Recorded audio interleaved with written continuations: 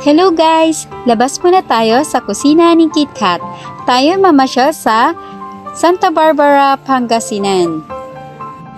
Dumayo lang kami sa lugar na to para lang mag-selfie at mag-video. Sa tagal ko na dito sa Pangasinan, first time ko lang makarating dito sa Santa Barbara, Pangasinan. Ito ay plaza ng Santa Barbara. Taong bahay kasi ako, kaya eto nung nakalabas, para akong nakawala sa aking kulungan. So yan nga guys, hindi ko alam yung pailaw nila color green at tumirno pa talaga sa damit ko. Favorite color ko yung green naman kaya sobrang tuwan-tuwa ako nung paligid ko ay color green.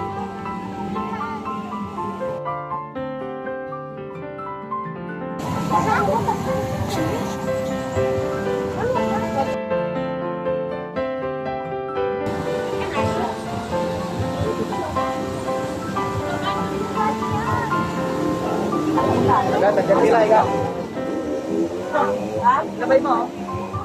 Ilang pa ako dito.